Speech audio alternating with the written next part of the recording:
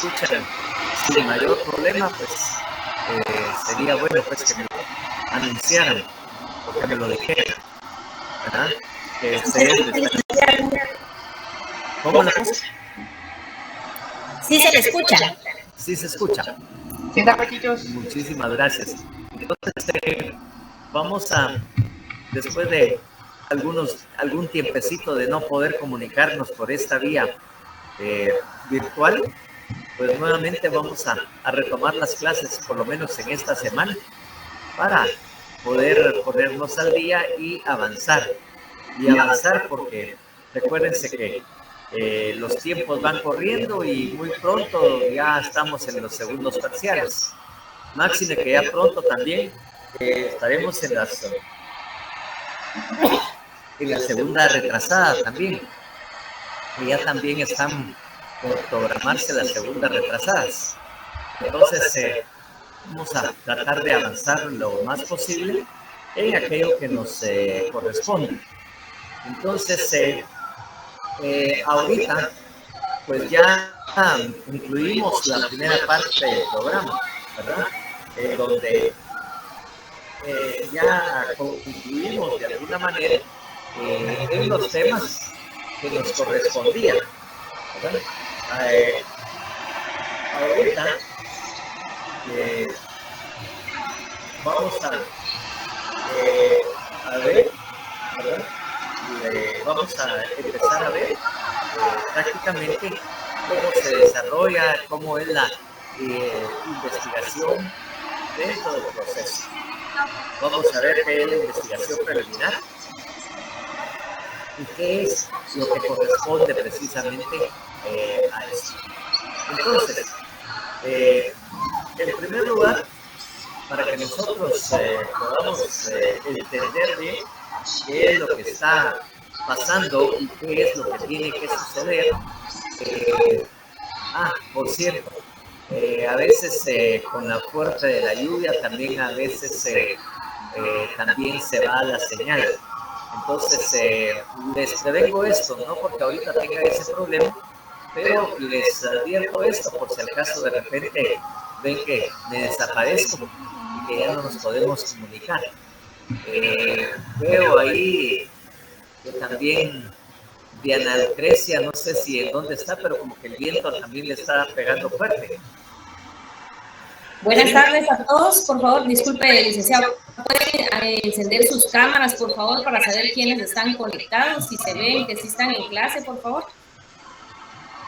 Pues sí, está bastante fuerte ahí el viento, por lo que veo con el pelo cómo se le hace a Diana Lucrecia de León, ¿verdad? Ahí se le está viendo fuertemente. Sí, entonces, de alguna manera tenemos que anunciar, ¿verdad?, que todo empieza en el proceso penal cuando sucede un hecho delictivo. En tanto no haya un hecho delictivo o algo que pudiera calificarse como delito, pues obviamente no hay ninguna consecuencia. El momento en que se comete el delito, entonces empieza a reaccionar todo el sistema.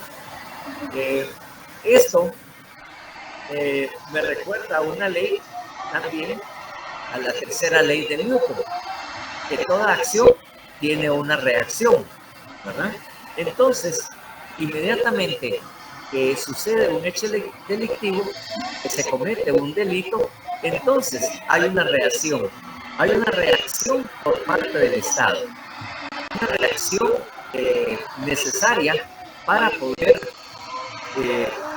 como quien dice, oportunamente capturar a las personas responsables e iniciar el proceso penal correspondiente. Obviamente, como ya en algún momento lo habíamos nosotros mencionado, que la acción penal no corresponde a los particulares, que la acción penal es del Estado. El Estado es el que tiene su cargo precisamente el ejercicio de la acción penal. Y obviamente en la Constitución leemos en la Constitución que es el Ministerio Público el que se encarga de ejercer esa acción, ¿verdad? Entonces,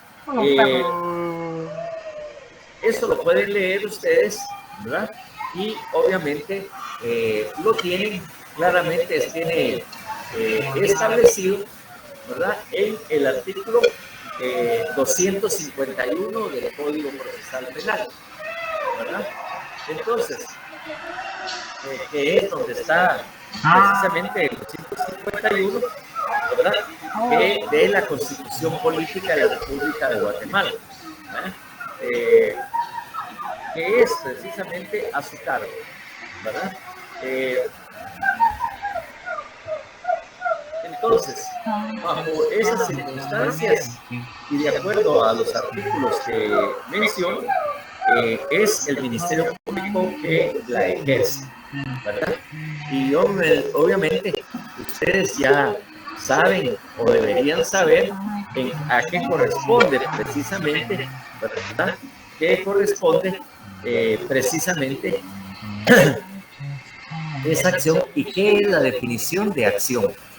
¿Verdad? ¿Cuál es la definición de acción? ¿Qué es la acción? ¿Qué es lo que estamos hablando cuando hablamos del ejercicio de la acción?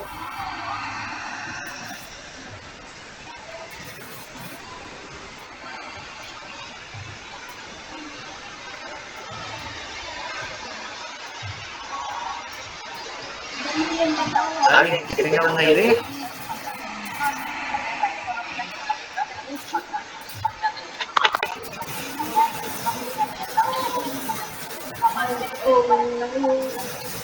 ¿Algo que hacemos o que realizamos? A ver, Diana Lucrecia, por favor. ¿Algo que hacemos? El derecho de acción. El derecho de acción es la facultad que se tiene para poder acudir a los órganos jurisdiccionales o órganos administrativos para resolver un conflicto, ¿verdad? Ese es el derecho de acción. De alguna manera, es la facultad que tiene. Generalmente, ¿verdad?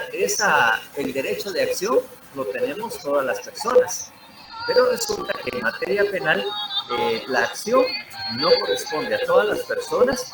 Es obviamente es el único que lo puede ejercer en materia penal, es el Ministerio Público, quien tiene, ¿verdad? Quien definitivamente tiene esa facultad. Entonces, obviamente, como les decía yo,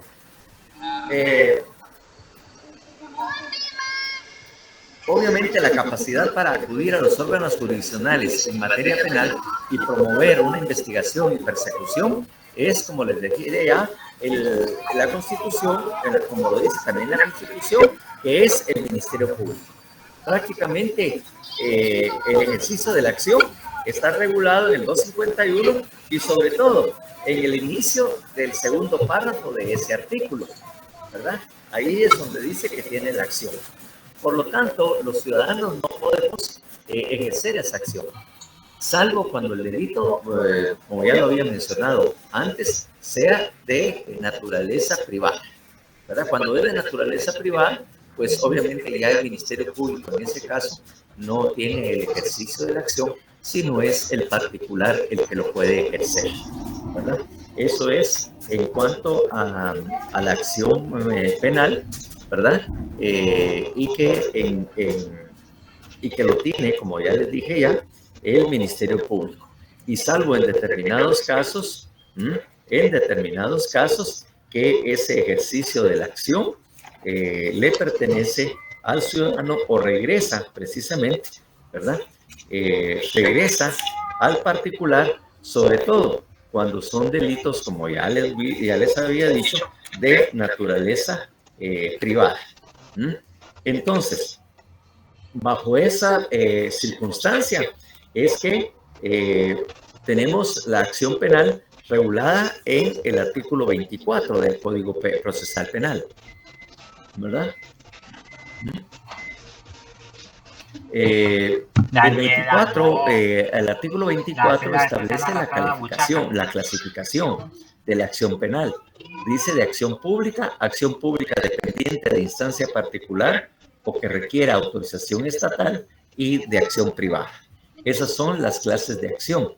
Y obviamente, miremos también el 24 bis, que nos dice cuál es la acción pública, ¿verdad? Ahí en el 24, no sé si alguien puede por favor leerlo. Por lo menos ya paró un poco la lluvia, ya los escucho mejor.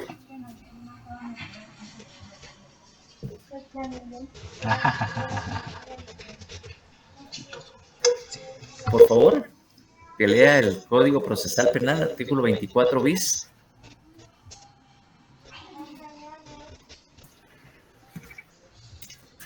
Artículo 24 bis. Acción pública. Serán perseguibles de oficio por el Ministerio Público en representación de la sociedad todos los delitos de acción pública, excepto los delitos contra la seguridad del tránsito y aquellos cuya sanción principal sea la pena de multa, que serán tramitados y resueltos por denuncia de autoridad competente conforme al juicio de faltas que establece este código, adicionado por el artículo 2 del decreto número 79-97 del Congreso de la República de Guatemala. Bueno, entonces ahí tenemos que la acción pública es del Ministerio Público, tiene a su cargo el ejercicio. Y obviamente dentro de la clasificación tenemos acciones públicas dependientes de instancia particular. Por favor, el 24 ter.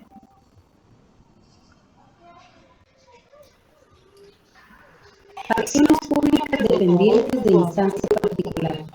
Para su persecución por el órgano acusador del Estado, dependerán de instancia particular, salvo cuando mediaren razones de interés público los delitos siguientes: lesiones leves o culposas y contagio venéreo.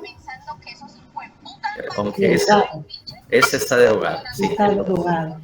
3. Amenazas, allanamiento de morada. 4. Estupro, incesto, abusos deshonestos y violación cuando la víctima fuere mayor de 18 años.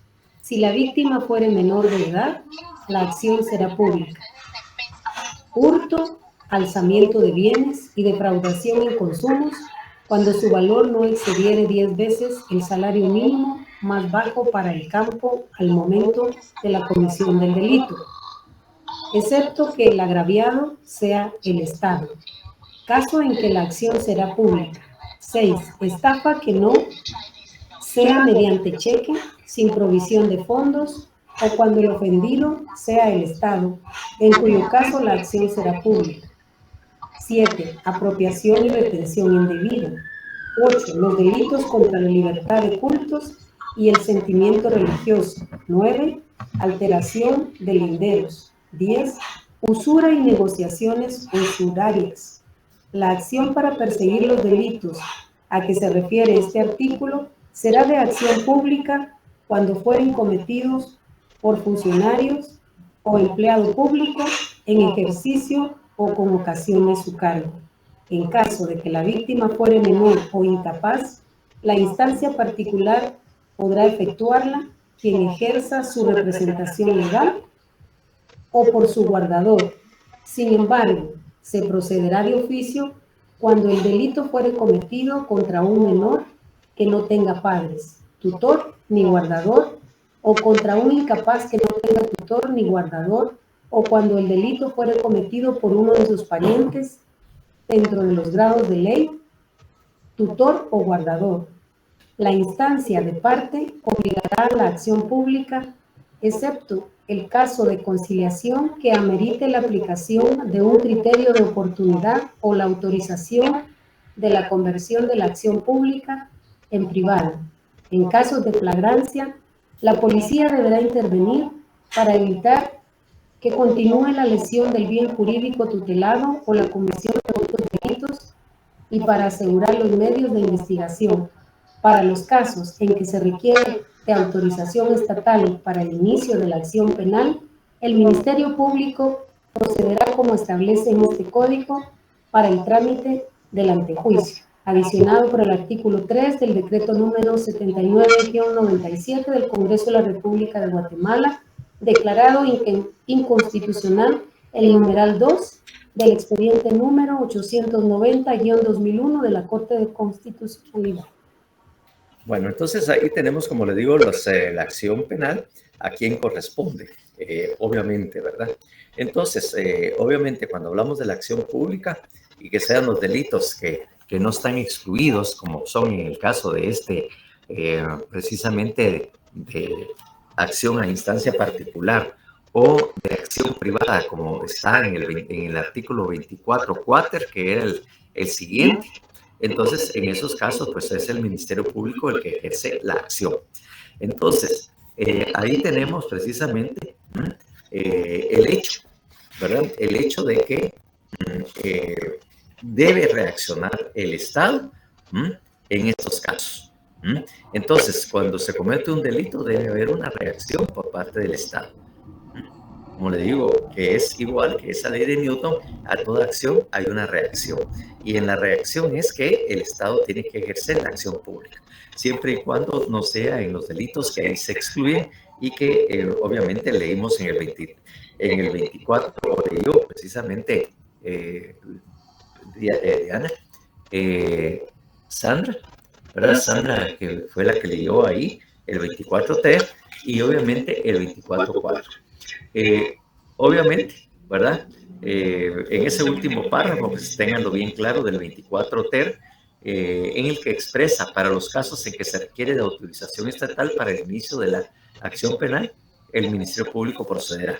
Entonces, ahí tenemos los delitos cuando sean cometidos por funcionario privado público, que previo a realizar una investigación o poder ejercer la acción, pues tiene que agotarse el procedimiento de antejuicio para ver si se da lugar a, ¿cómo se llama?, a formar una causa en contra de esa persona o de ese funcionario que goza de inmunidad, ¿verdad? Bajo esas características es que hablamos de una autorización estatal.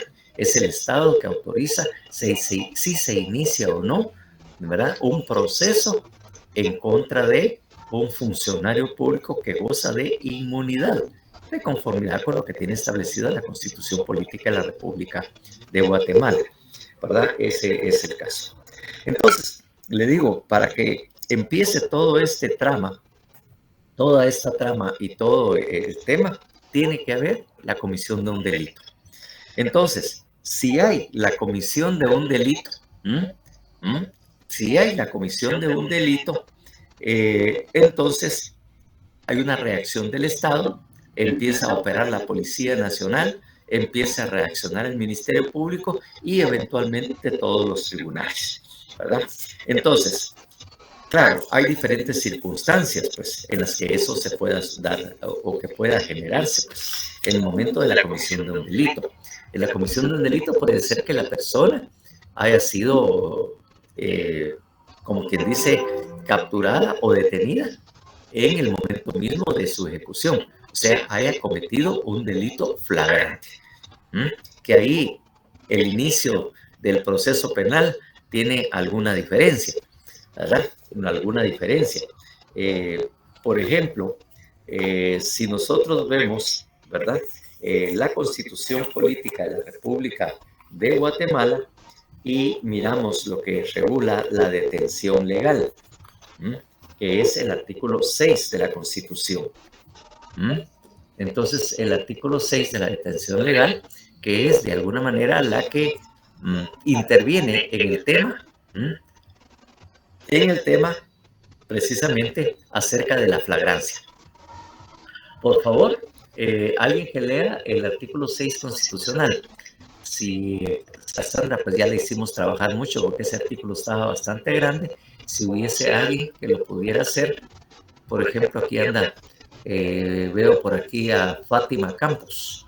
No sé si Fátima podría hacernos el favor de leer el artículo 6 constitucional. Sí, gracias a todos. Gracias.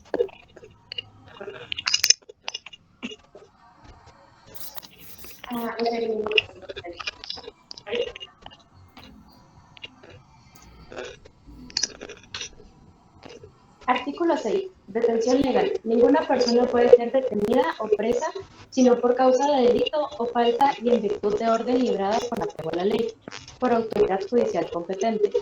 Se exceptúan los casos de flagrante delito o falta. Los detenidos deberán ser expuestos a disposición de la autoridad judicial competente en un plazo que no exceda de 6 horas y no podrán quedar sujetos a ninguna otra autoridad. El funcionario o agente de la autoridad que infrinja lo dispuesto en este artículo será sancionado conforme a la ley y los tribunales de oficio iniciarán el proceso correspondiente. Bueno, ahí tenemos que, como le digo, tiene que haber una orden de juez para detener a una persona. Ese es el principio general. La excepción a ese principio general que debe siempre mediar o debe existir una orden de juez competente varía, o hay una excepción cuando hay un delito flagrante, ¿verdad? Incluso en el Facebook se hacen muchos chistes de abogados que es la flagrancia, ¿verdad? Y con el chiste de que la flagrancia es el perfume de los abogados, de los abogados y toda la cuestión, ¿verdad? Pero que obviamente no es eso.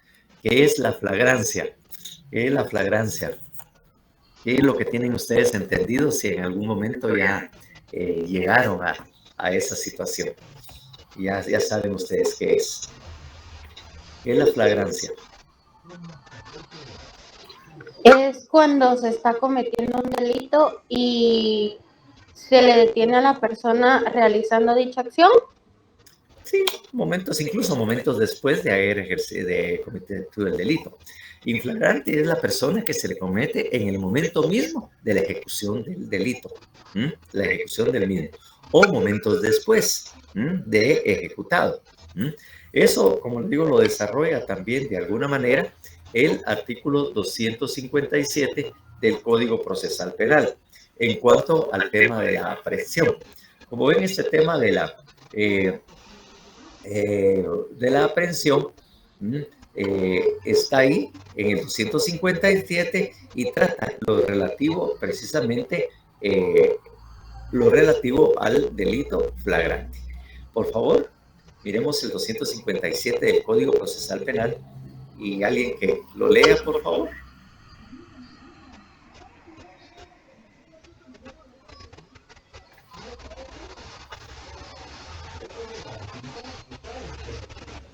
Artículo 257. Aprehensión. La policía deberá aprehender a quien sorprenda en delito flagrante. Se entiende que hay flagrancia cuando la persona es sorprendida en el momento mismo de cometer el delito. Procederá igualmente la aprehensión cuando la persona es descubierta instantes después de ejecutado el delito, con huellas, instrumentos o efectos del delito que hagan pensar fundadamente que acaba de participar en la comisión del delito. La policía iniciará la persecución inmediata del delincuente que haya sido sorprendido en flagrancia cuando no haya sido posible su aprehensión en el mismo lugar del hecho. Para que proceda la aprehensión en este caso, es necesario que exista continuidad entre la comisión del hecho y la persecución. En el mismo caso, cualquier persona está autorizada a practicar la aprehensión y a impedir que el hecho punible produzca consecuencias ulteriores. Deberá entregar inmediatamente al aprendido juntamente con las cosas recogidas al Ministerio Público, a la policía o a la autoridad judicial más próxima. El Ministerio Público podrá solicitar la aprehensión del sindicado al juez o tribunal cuando estime que concurren los requisitos de la ley y que resulta necesario su encarcelamiento, en cuyo caso le pondrá a disposición del juez que controla la investigación. El juez podrá ordenar cualquier medida sustitutiva de la privación de libertad o prescindir de ella, caso en el cual liberará al sindicado. Bueno, entonces, como ven ustedes ahí, el 257 regula la aprehensión en el momento que se ha cometido el hecho, en el mismo lugar que se cometió, o también contempla la flagrancia momentos después. Momentos después, ¿verdad? Si no se pudo, ¿verdad? Lograr, como dice ahí, cuando no haya sido posible su aprehensión en el mismo lugar del hecho, ¿verdad? Para que proceda la aprehensión, en este caso es necesario que exista continuidad.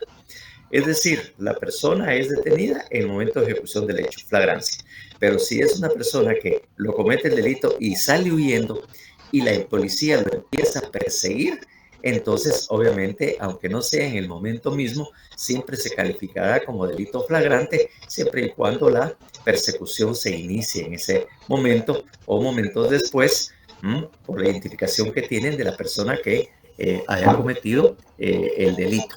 Entonces ahí todavía tenemos la flagrancia, y tal y como lo establece la Constitución Política, ¿verdad?, de la República de Guatemala, que en ese caso tiene que ponerse inmediatamente a disposición del juez para que pueda precisamente proceder conforme a la ley, conforme a la Constitución, y dentro de esas 6 horas pues se pone a disposición del juez, precisamente a la persona que ha sido detenida.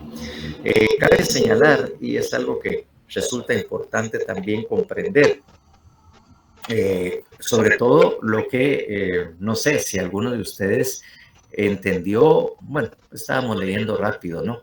Entonces, pero si hay comprensión o de plano tenemos que explicar lo que establece o regula el segundo párrafo, en donde indica que en el mismo caso, cualquier persona está autorizada a practicar la aprehensión y al impedir que el hecho punible produzca consecuencias ulteriores, ¿verdad?, deberá entregar inmediatamente al aprehendido, juntamente con las cosas recogidas, al Ministerio Público, a la policía o a la autoridad judicial más próxima.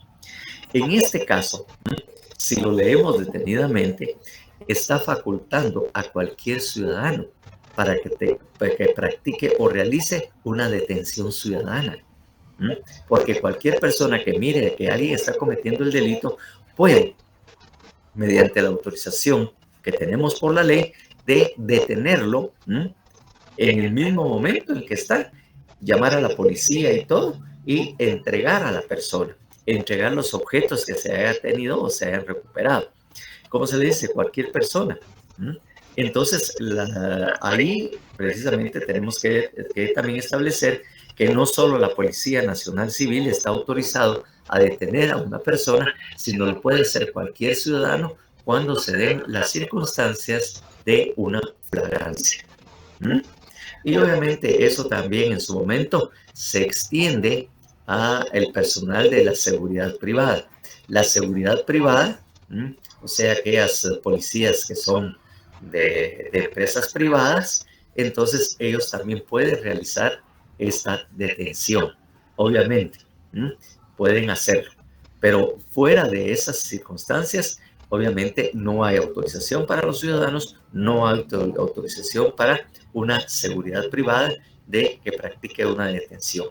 Porque en principio solo el juez la puede ordenar y solo la Policía Nacional Civil puede ejecutarla. Eso es lo que de alguna manera tenemos que entender. Entonces, bajo esa característica es que nosotros debemos empezar a pensar de que esto se dio. Si la persona es detenida, como le dije yo, y como está claramente establecido en la Constitución Política de la República de Guatemala, dice que será puesto a disposición de la autoridad judicial competente en un plazo. Y obviamente, recuerden ustedes que también en el artículo 9, cuando se refiere al interrogatorio a detenidos o presos, dice que esto debe de realizarse dentro de un tiempo que no exceda las 24 horas. Como dije ya, como dice el artículo 6, se detiene a la persona, la policía lo recibe, dentro de las 6 horas, ellos tienen que poner a disposición al juez, a la persona que ha sido detenida en flagrante, y el juez dentro de las 48 horas ordena que se realice el interrogatorio o la primera declaración, que obviamente ya hemos hablado varias veces de ello, que está regulado en el artículo 81, a partir del artículo 81, y obviamente detalladamente en el artículo 82 del Código Procesal Penal. Ahí obviamente pues así se dan las cosas. Claro, el procedimiento cambia, ¿verdad?, en caso de que no hay flagrancia. En flagrancia obviamente se tiene que interponer una denuncia, se tiene que iniciar con una denuncia, tal y como hablamos de los actos introductorios, ¿verdad? Que obviamente ahí establece cuál es el procedimiento y cuáles son precisamente estos actos introductorios. ¿Recuerden ustedes cuáles son esos actos introductorios? La denuncia, la querella. ¿Sí? La denuncia y la querella, ¿ven? Sí, es que hay una tercera, el conocimiento. Sí, pues, el conocimiento ¿cómo se llama? El conocimiento de oficio, ¿verdad? Que cuando se enteren precisamente de la comisión por una vía fehaciente, se puede precisamente iniciar el proceso penal. Entonces, obviamente, actos introductorios que están regulados en lo que es a partir del artículo 297. Ahí está la denuncia, la querella, ¿verdad? La querella y obviamente la prevención policial. Y como ya les decía yo, el conocimiento de oficio que se tenga de la comisión de delito, el Ministerio Público puede iniciar precisamente el proceso. Inmediatamente por ese conocimiento de oficio lo puede iniciar, ¿verdad? Así es como lo tenemos en este caso. En este caso, como les digo yo, tenemos que tener claro, porque hay incluso creo que he oído profesores, algunos que dicen de que el acto introductorio es la forma de iniciación del proceso penal. Realmente no es la iniciación del proceso penal el que produce el acto introductorio. El acto introductorio lo único que hace es poner en conocimiento de una autoridad competente, porque puede ser la policía, puede ser el Ministerio Público, puede ser obviamente los jueces, pueden ser también los que o se ponen en conocimiento de este hecho.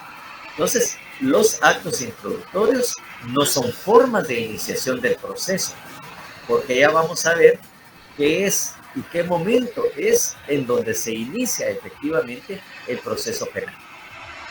El acto introductorio no es la forma. El acto introductorio es exclusivamente el medio por el cual se pone en conocimiento de una autoridad competente la comisión de un hecho delictivo. O sea, por ese medio es que se está enterando el juez, por ese medio es el que se está enterando el Ministerio Público, por ese medio también se está poniendo en conocimiento de la Policía Nacional para que reaccionen precisamente ante la comisión de ese hecho delictivo. Entonces, bajo estas circunstancias es que se da. Y obviamente, al hacer una denuncia o una querella, precisamente la primera declaración puede tardar incluso 1 o 2 años, pues, mientras que el Ministerio Público realiza una investigación preliminar. Recuérdense que cuando nosotros hicimos una primera charla sobre las fases o etapas procesales y que hablamos de la etapa preparatoria o de investigación, dijimos que esa fase preparatoria o investigación se divide en 3 partes. Dijimos que primero hay una investigación preliminar. Después hablamos de una fase de investigación, una parte de investigación, ¿verdad? Propiamente dicha. Y en la tercera parte teníamos la conclusión. Eso dijimos que eran las 3 partes que tenía la fase preparatoria o de investigación. Entonces, lo que hace es que se realiza una investigación preliminar cuando se presenta la denuncia, cuando se presenta la querella. Y esa querella o esa denuncia no pueden exceder prácticamente un plazo de 5 años. Hay una decisión de la Corte de Constitucionalidad en donde estableció que 5 años era el plazo que se le podía señalar a esa fase o a esa investigación preliminar. Y si a esos 5 años no había ningún resultado, la investigación no pasaba a mayores circunstancias, entonces automáticamente ahí tendría que archivarse la denuncia o la querella. Se ordenaba el archivo, porque obviamente la denuncia o la querella van dirigidos a una persona y esa persona no puede pasar eternamente, ¿verdad?, esperando o con aquel riesgo de que en cualquier momento, por ejemplo, lo puedan detener. Entonces, el Ministerio Público, pues, de acuerdo a esa resolución de la Corte Constitucional, tiene 5 años. Si no realiza nada, pues tendrá que realizar lo que se conoce como una desestimación. Es archivar eso porque no pudo definitivamente darle continuidad a la investigación. No pudo, ¿verdad?, darle continuidad a la denuncia que se hubiese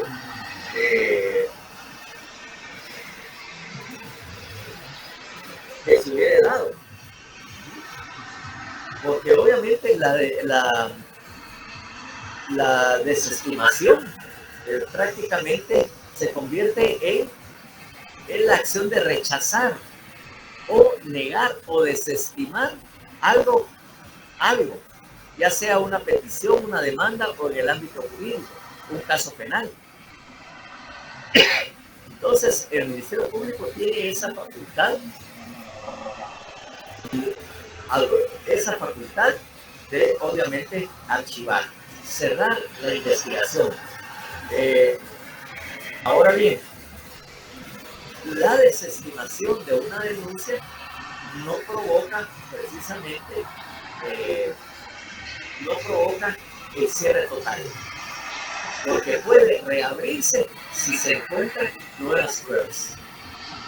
Si finalmente la investigación tiene algún fruto, se puede reabrir, ¿verdad? Porque eso definitivamente, ¿verdad?, eso precisamente es lo que está regulado de alguna manera en el Código Procesal Penal, que regula precisamente el tema de la desestimación que tiene que realizar el Ministerio Público, ¿verdad?, en el tema de que no puedan ellos encontrar, ¿verdad?, que no tenga precisamente nada que perseguir, nada que hacer. Entonces, bajo esa característica es que debemos analizar, ¿verdad?, que definitivamente el documento o el acto introductorio no es, en primer lugar, una forma de iniciación del proceso, porque en cualquier momento, si el Ministerio Público no tiene nada, puede proceder a desestimarlo, a cerrar, ¿no?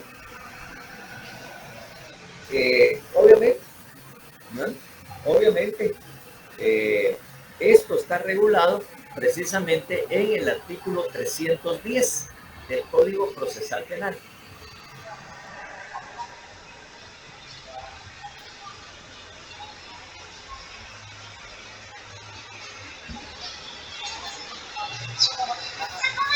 Por favor, alguien que lea la desestimación.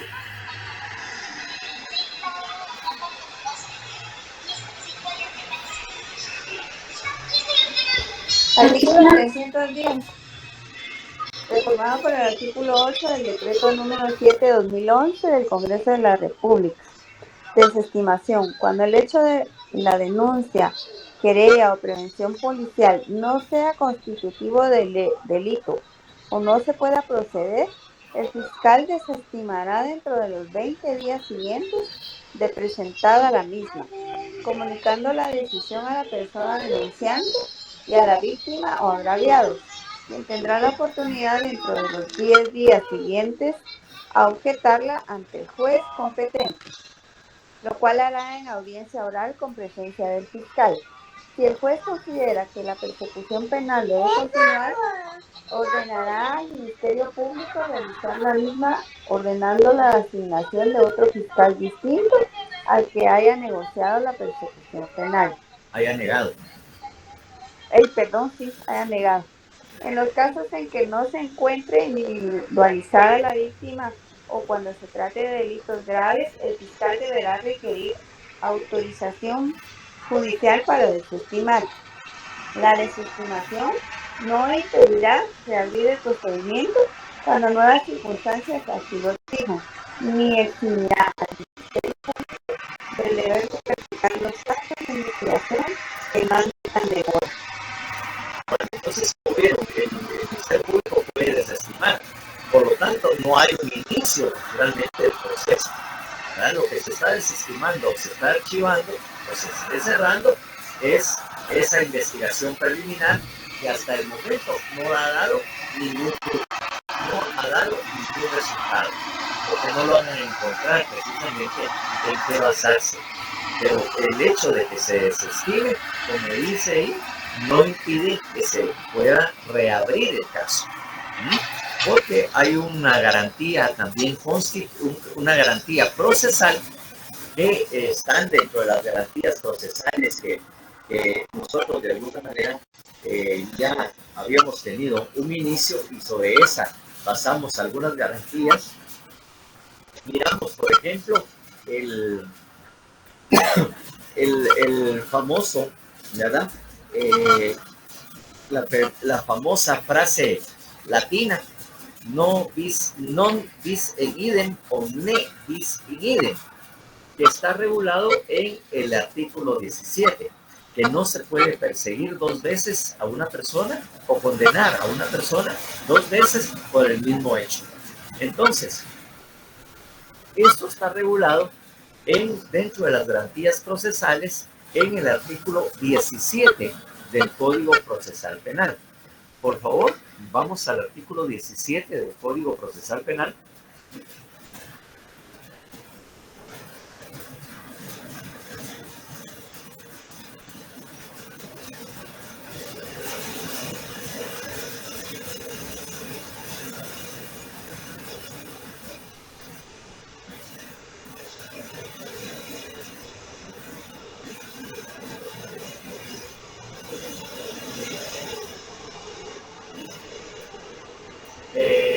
Única persecución. 17, pueden poner ahí sobre a un ladito, ¿verdad? Así como ponemos notas nosotros, poner la palabra en latín.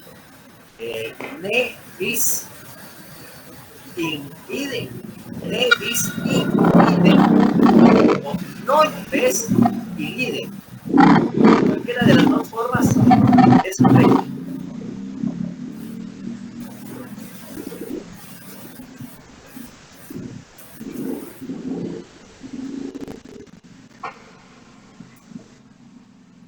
Las 2 formas, ne bis in idem o non bis in idem, cualquiera de las 2 está correcto. Entonces pónganle ahí al artículo 17 una notita o algo por ahí donde coloquen esta palabra para que se recuerde que la palabra en latín, ¿verdad? Aquí en el Código Procesal Penal está establecido como única persecución, el non bis in idem. Es decir, una persona no puede ser acusada 2 veces por el mismo hecho, ni puede ser condenada tampoco por ese mismo hecho. No puede ser condenada 2 veces. Entonces, por favor, alguien que lea el 17 del Código Procesal Penal, por favor. Artículo 17. Gracias, Única persecución. Nadie debe ser perseguido penalmente más de una vez por el mismo hecho. Sin embargo, será admisible una nueva persecución penal. Numeral 1, cuando la primera fue intentada ante un tribunal incompetente. Numeral 2, cuando la no prosecución proviene de defectos en la producción o en el ejercicio de la misma. Numeral 3, cuando un mismo hecho debe ser juzgado por tribunales o procedimientos diferentes que no puedan ser unificados según las reglas respectivas. Bueno, entonces a eso se refiere la desestimación, que no obstante se archivó esa denuncia porque no pudieron continuar, no han encontrado nada. Eso sí se puede abrir cuando hay nuevas pruebas o nuevos hechos o nuevos indicios que logre abrir el proceso, porque al final la persona no ha sido juzgada. Formalmente, la persona podría saber que tiene una denuncia, pero formalmente no se ha iniciado proceso contra él. Solo el Ministerio Público la tiene, ¿verdad? La denuncia, ¿verdad? O la prevención policial, sin que haya procedido en nada contra esa persona. Es decir, lo que nosotros hablamos de no hay persona vinculada a la denuncia. No hay ninguna persona vinculada porque nadie ha sido señalado o se le ha intimado o se le ha sindicado de ese hecho. Simplemente está en conocimiento del Ministerio Público, por ejemplo, de que hubo la comisión de un delito y todavía no se ha logrado saber o tener la prueba suficiente. Tal como leímos precisamente en lo que provocaba de alguna manera la desestimación de ese hecho. Entonces, muchas cosas, como digo, pueden pasar. Si efectivamente, ¿verdad? Si efectivamente es flagrante, automáticamente dentro de las 48 horas la persona se le da la primera declaración y dependiendo la resolución es cuando efectivamente ya se inicia el proceso penal. El proceso penal se inicia precisamente después de la primera declaración. Ahí es donde se inicia. En primer lugar, toda esta etapa es una investigación preliminar.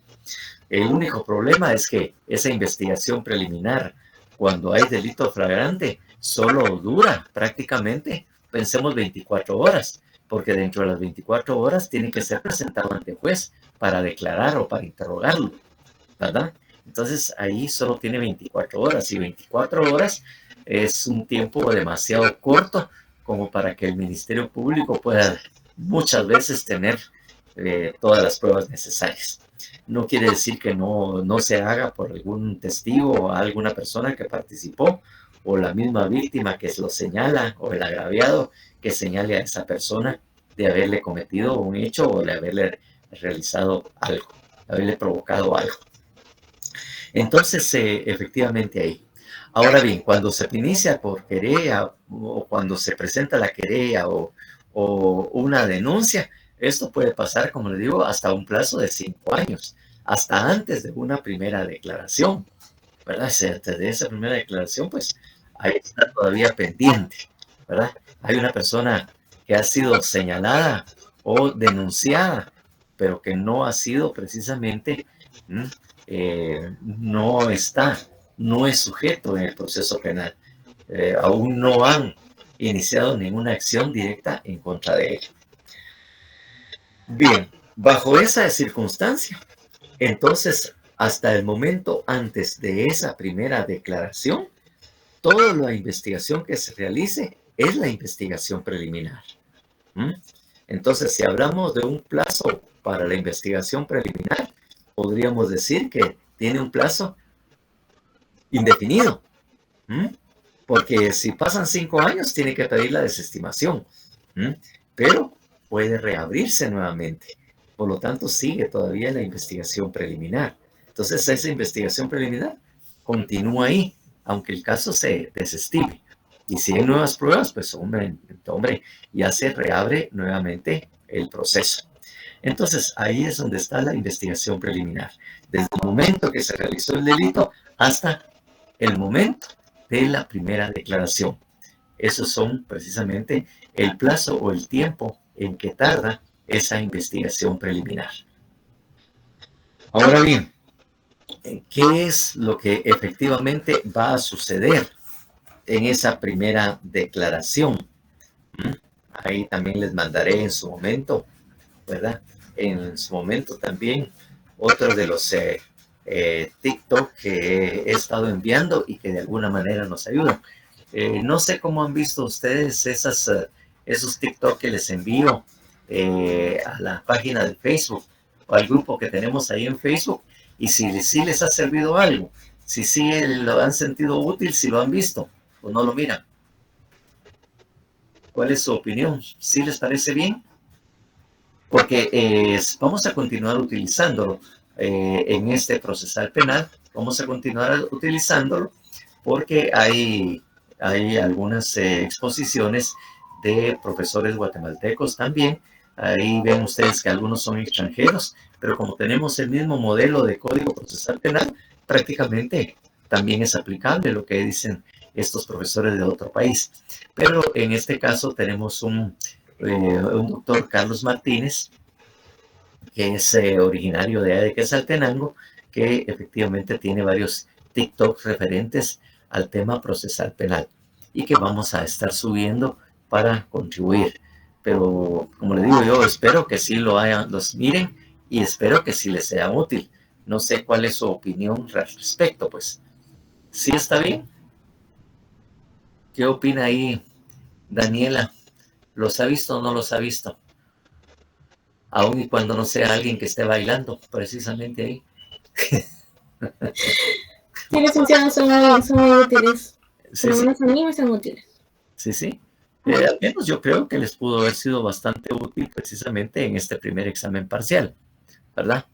En lo que fallaron muchos o algunos, pues, porque no hemos decidido muchos, porque no hemos tenido la totalidad del examen, en lo que fallan muchas veces es que no leen detenidamente la pregunta, porque la pregunta es determinante, entonces no la leen. Y no leerla quiere decir que no la comprenden, no hacen esa aprehensión que es necesario para decir leer. Entonces, una pregunta puede parecerles a ustedes que tiene dos respuestas correctas, pero cuando ustedes leen, ven que va en un solo sentido. Entonces, en eso he visto o se ha visto algunas fallas, se ha visto algunas fallas en que no han respondido a la respuesta correcta, toda vez que no le han puesto atención a lo que la pregunta está indicando. Lean la pregunta 2, 3 veces, traten de entenderla lo más posible para que la respuesta sea fácilmente, ustedes pueden contestar fácilmente esto. Entonces, les digo, les voy a seguir subiendo materiales precisamente respecto a esto. Entonces, en ese sentido, les digo que esto se da precisamente en ese momento, dentro de esa primera parte de la iniciación del proceso, de esa fase preparatoria.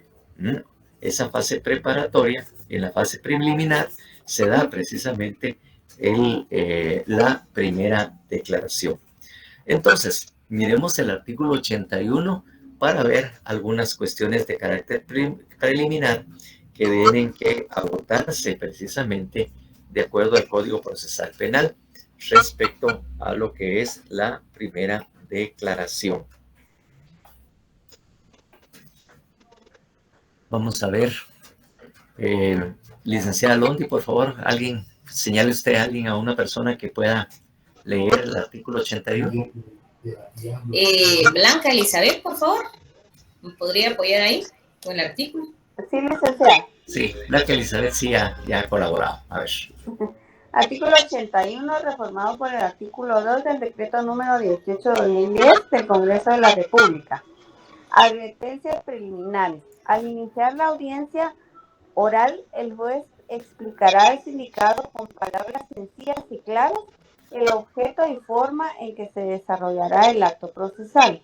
De la misma manera, le informará los derechos fundamentales que le asisten y le advertirá también que puede abstenerse de declarar y que tal decisión no podrá ser utilizada en su perjuicio. Asimismo, le pedirá que proporcione su nombre completo, edad, estado civil, profesión u oficio, nacionalidad, fecha y lugar de nacimiento, domicilio, lugar de residencia y, si fuera el caso, nombre del cónyuge e hijos y las personas con quienes vive, de las cuales depende o estén bajo su guarda. En las declaraciones que preste el sindicado durante el procedimiento preparatorio, el juez deberá instruirle acerca de que puede exigir la presencia de su defensor y consultar con él en la actitud a asumir antes de comenzar la declaración sobre el hecho. Bueno, en algún momento dijimos que el derecho procesal penal regulaba la actividad de las partes dentro del proceso. ¿Recuerdan que habíamos dicho eso? Que él regula la actividad que tiene que desarrollar el Ministerio Público, la actividad que tiene que realizar el juez, la actividad que tiene, o qué es lo que tiene que hacer, o qué es lo que tiene que decir también el sindicado. Esto es un claro ejemplo, ¿verdad? Porque ahí están viendo que le está diciendo, el juez debe hacer esto, debe preguntarle tal cosa, debe advertirle, le están diciendo cuál es su actividad en ese momento. ¿Qué es lo que usted tiene que advertirle? Usted lo que le tiene que decir claramente. Prácticamente le está dando todos los ingredientes, todo lo necesario para que el juez no se equivoque y cumpla con este artículo haciendo todo lo que ahí se le está señalando. Y así, sucesivamente, en los siguientes que vimos durante el desarrollo precisamente de la audiencia de primera declaración, van a ver que también en esa forma señala a esto. En este caso, como les digo yo, le dice el hecho de que el otro puede contar con un abogado defensor. El hecho de que él tiene que proporcionar todos sus datos, ¿verdad? Todo eso tiene que ser lo que debe hacer el juez. Y no puede obviar, no puedo evitar hacer todas y cada una de ellas. Porque aquí claramente se lo están diciendo. Usted, señor juez, es el encargado. Usted debe hacer las advertencias preliminares. Y estas advertencias preliminares son esto, esto y esto, y debe preguntarle tal y tal cosa. Claramente está ahí. Entonces, está regulando la actividad de los órganos jurisdiccionales, del juez competente que tiene a su cargo esta primera declaración. Tenemos bien claro eso, ¿verdad? Bien. Entonces, ¿qué pasa? ¿Qué pasa después? Entonces, ahí tendríamos que irnos precisamente al desarrollo y que se encuentra en el artículo 82. Ahí, como ven ustedes, hay varios incisos, porque la primera declaración tiene un montón de procedimientos, ¿verdad?, distintos que deben de cumplirse. Ahí tiene 7 numerales y cada numeral responde a una actividad que debe desarrollarse. Por eso es que a veces la primera declaración es un poco tardada al cumplir con todos esos requisitos, ¿verdad?, que ahí se están estableciendo.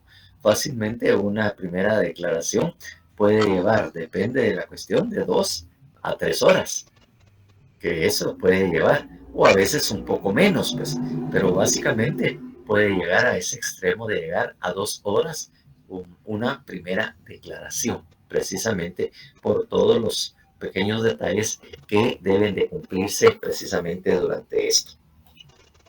Entonces,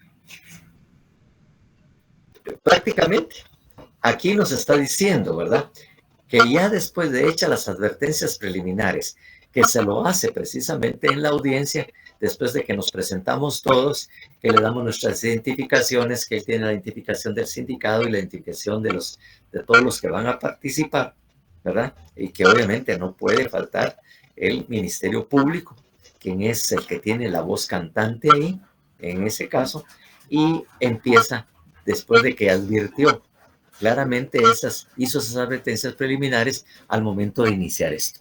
Y todos esos datos obviamente se van tomando en cuenta o se van grabando, porque obviamente todas estas audiencias son grabadas. Hay un audio precisamente para grabar estas. Entonces, ¿qué es lo primero? Una vez que ha dado lo que ha dado las advertencias preliminares, ¿qué es lo primero que va a hacer el juez? De acuerdo al numeral 1, indica: el juez concederá la palabra al fiscal para que intime los hechos al sindicado con todas las circunstancias de tiempo, modo y lugar, su calificación jurídica provisional, disposiciones legales aplicables y descripción de los elementos de convicción existentes. O sea, descripción de los elementos de convicción existentes son aquellos indicios que hayan logrado recolectar en esa investigación preliminar. Todo eso es lo que se refiere a lo que son elementos de convicción existentes. O sea, lo que logró obtener el Ministerio Público en esta investigación preliminar, que le digo, si fue una primera, si fue en flagrante, solo tiene 24 horas para tener algún indicio en el Ministerio Público, y si tardó más, pues obviamente pudo tener mucho tiempo para tener testigos, tener algunas declaraciones, en fin, incluso para tener algunos videos de algunas cámaras en los que pudo haber sucedido el hecho y quedó esto grabado, por ejemplo. Entonces, cuando le dice intime, ¿verdad? Quiere decir, intimar quiere decir que le haga la sindicación del hecho al sujeto activo. Tiene que tener toda esa claridad para hacerlo. Hay algo muy importante que a veces, a veces, casi siempre, porque tiene que, el Ministerio Público dice que tiene que explicar todas, ¿verdad?, las circunstancias de tiempo, modo y lugar de comisión del delito, ¿verdad? Tiempo, modo y lugar. Y dentro de esos tiempos, modos y lugar, no debemos olvidar, mis estimados futuros abogados, que aunque yo sé que no les gusta lo penal y que posiblemente esto no les sirva, no podemos olvidar lo que se regula en el artículo 10 del Código Penal. No debemos olvidar eso. El artículo 10 del Código Penal, que se refiere a la relación de causalidad. Recuérdense que habíamos hablado, ¿verdad?, relación de causalidad. Asimismo, ¿cómo se determina la existencia de esa relación de causalidad? Recuérdense que en Derecho Penal 1 vimos respecto a esto, que teníamos, para establecer si hay relación de causalidad, nosotros teníamos que ir del resultado hacia atrás, no de la acción hacia adelante, sino del resultado hacia atrás, para determinar cuál es la causa de la causa del mal causado. En ese orden en que se señala esto. La causa de la causa del mal causado quiere decir que vamos hacia atrás. ¿Qué es lo que se indica precisamente en ese artículo 10 y que es pertinente? ¿Qué es pertinente en este caso? Sobre todo dentro de lo que hace y que indica el Código Procesal Penal en cuanto al tiempo, modo y lugar del hecho. Ahí indica: los hechos previstos en las figuras delictivas serán atribuidos al imputado. ¿Qué decimos atribuidos? Allá se dice intimados, ¿verdad? Que la atribución, la imputación, la atribución o el señalamiento, sindicación, es obviamente equivalente o son sinónimos con intimar el hecho. Entonces dice ahí, serán atribuidos al imputado cuando fueren consecuencia de una acción u omisión normalmente idónea para producirlos conforme a la naturaleza del respectivo delito y a las circunstancias concretas del caso, o cuando la ley expresamente lo establece como consecuencia. Es decir, de alguna manera, el Ministerio Público en esa primera declaración, cuando él esté intimando los hechos, le está señalando de que de alguna manera tiene que establecer que hay una relación de causalidad. Hay una relación de causalidad, porque tiene que ser tiempo, modo y lugar, cómo se cometió el hecho, en qué circunstancias, a qué hora, en qué momento se cometió, cómo se cometió preliminarmente. Y obviamente una calificación provisional, como dice el Código Procesal Penal. Es provisional porque al final el que tipifica no es el Ministerio Público, sino es el juez el que tipifica. Porque aquí, en esta primera declaración, se da uno de los primeros elementos, que se analiza la conducta humana y obviamente también, de alguna manera, se da con esa tipificación. Y obviamente, el juez es el que al final va a decir la tipificación del delito de acuerdo a lo que haya sucedido en esa primera declaración. El Ministerio Público provisionalmente dice. Pero también, aun y cuando el juez tipifique dentro de la audiencia el hecho, esto puede ser modificado. ¿Okay? Hay formas de reformar, reformar precisamente el delito. La calificación jurídica es reformable en todo el proceso. Entonces, por eso es que esta tipificación o la calificación jurídica es, como ya les dije, provisional, no es definitiva. Será definitiva de alguna manera cuando haya una sentencia al respecto. Pero aún así es revisable en una resolución de una sala de apelaciones. Todavía ahí puede cambiar. Pues bien, entonces eso es lo primero que nos indica precisamente el Código Procesal Penal en lo que respecta a la primera declaración. Después, ¿verdad? De que el Ministerio Público haya intimado o haya agotado esa parte, el juez, ¿verdad? Dice, después de declarar, el sindicado puede ser sometido al interrogatorio legal del fiscal y del defensor. Es decir, después de que ya oyó, entonces le dice, bueno, usted ya oyó cuál es la sindicación, cuáles son los hechos que a usted le está intimando el fiscal, ya usted oyó cuáles son los indicios que él tiene, usted quiere declarar. Porque como él tiene la libertad, porque es libre en su declaración, él puede o no declarar. Puede abstenerse a declarar. Y eso está en las normas. Y en norma de cualquier proceso, en cualquier país del mundo, siempre le dicen, le preguntan si quiere declarar o no. Está en su derecho, que puede abstenerse. Ya les decía que los mismos policías, cuando detienen a una persona en los Estados Unidos, le dice que tiene derecho a permanecer callado. Sin embargo, lo que él manifieste puede ser utilizado en un momento determinado en su contra. O sea, le está diciendo, usted hable y declare si quiere. Si no quiere, absténgase. No hay ningún problema. Usted es libre de hacer o no hacerlo. Entonces, una vez que se da esa circunstancia, y si efectivamente él declaró, y obviamente hubo un interrogatorio del fiscal, un interrogatorio del defensor, entonces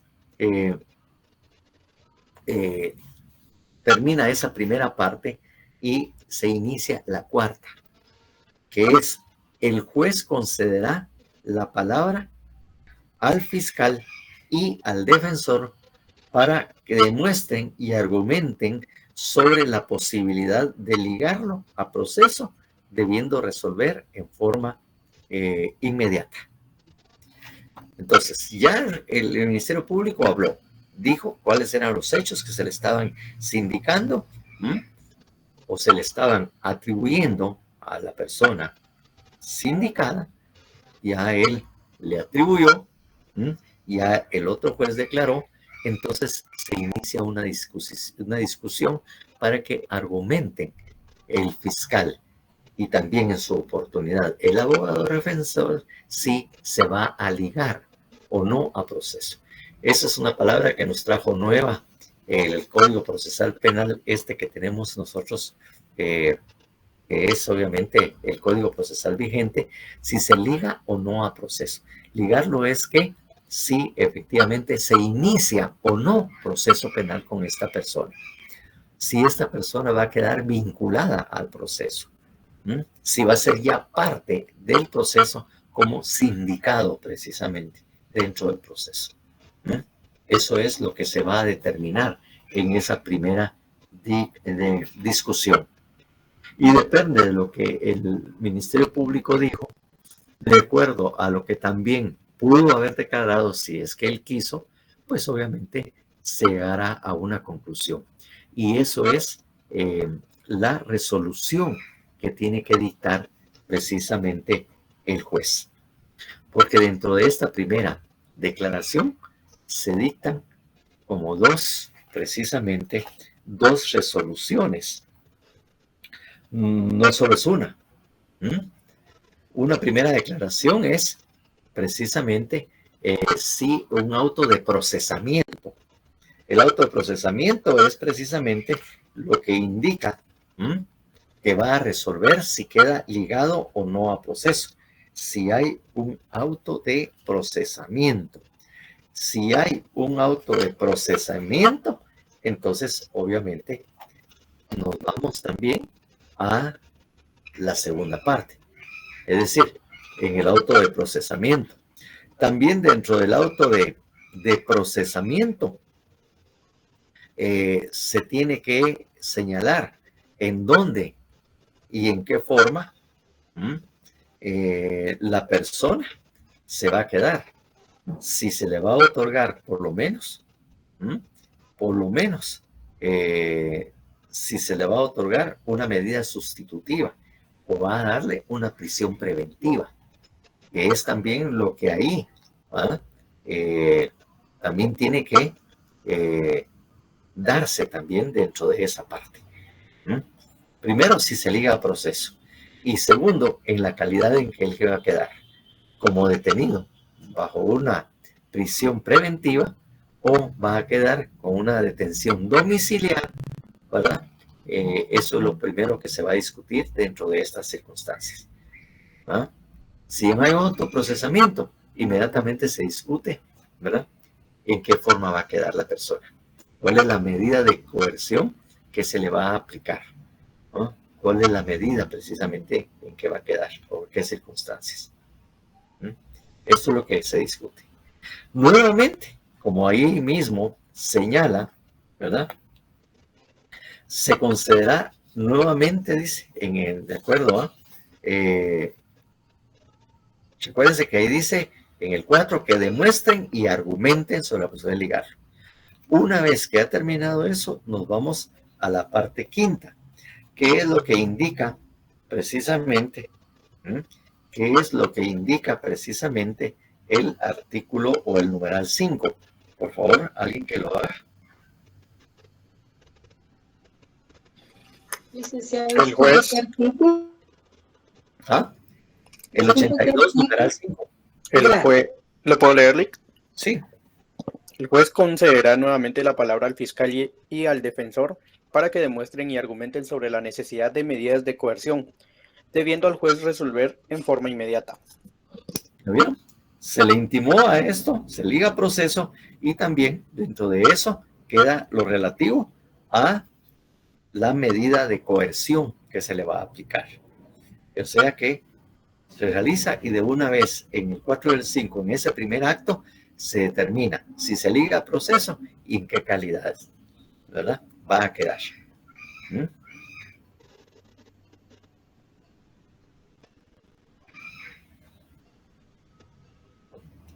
Entonces ahí es precisamente lo que se va a establecer. Y después, obviamente, va a procederse a lo que indica el artículo, el numeral 6. Por favor, ¿verdad? Leamos así despacio y vayan comprendiendo, porque hay varios aspectos que el numeral 6 indica. Por favor, miremos el número 6. ¿Alguien que lo lea? El fiscal y el defensor se pronunciarán sobre el plazo razonable para la investigación. El juez deberá fijar día para la presentación del acto conclusivo y día y hora para la audiencia intermedia, lo cual deberá llevarse a cabo en un plazo no menor de 10 días ni mayor de 15 días a partir de la fecha fijada para el acto conclusivo. Una vez presentado el acto conclusivo, se entregará copia del mismo a las partes que lo solicite y se dejará a disposición del juez las actuaciones y medios de investigación para que pueda examinarlos hasta la fecha fijada para la audiencia. Bueno, entonces tenemos ahí precisamente que ahí mismo se va a determinar el plazo para la fase preparatoria. ¿Cuál era el plazo que habíamos dicho que tenía esa fase preparatoria? Ya lo habíamos indicado.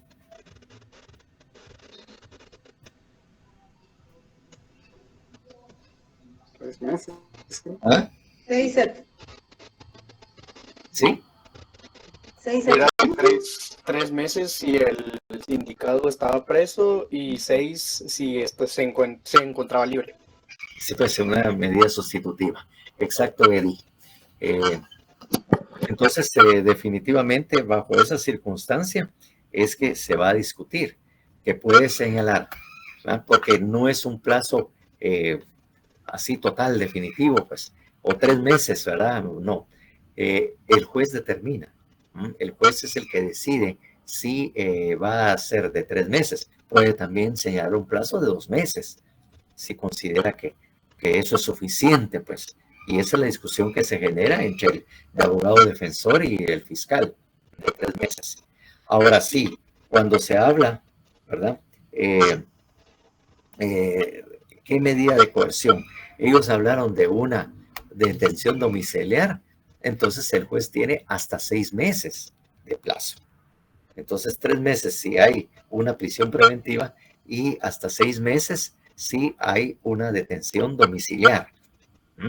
Dentro de esos tiempos es que se señala precisamente la medida, ¿verdad?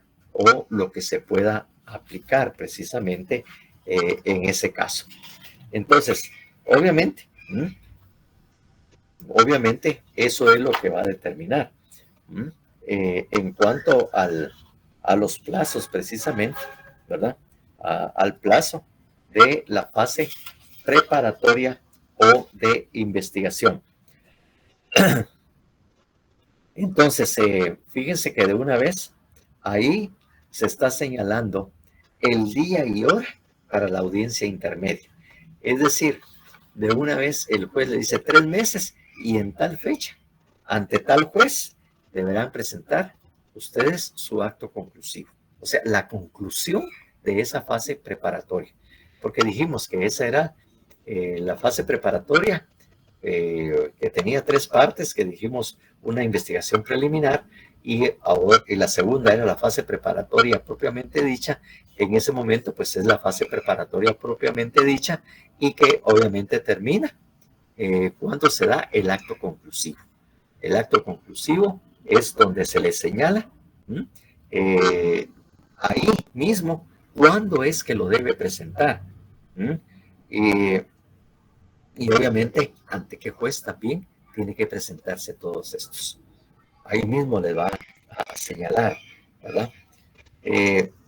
Así que también está el auto de procesamiento y obviamente,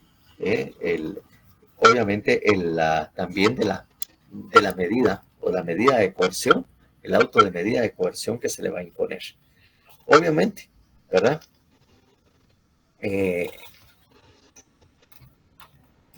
La prisión preventiva, esa está regulada precisamente en el artículo 259. Ahí es en donde está precisamente regulada la medida de coerción de la prisión preventiva. Por favor, que lo lea.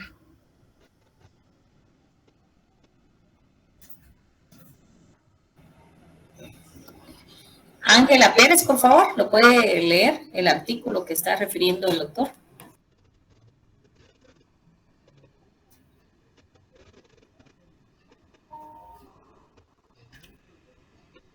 No está conectada, solo está conectada, pero no está recibiendo la clase Ángela Pérez. A ver, tal vez es tímida. ¿Alguien más entonces que señale? Jessica Laju, ¿escucha? Sí, perdón, ¿qué artículo? ¿Ah? El artículo 259. 259, por favor. Sí. Permítame.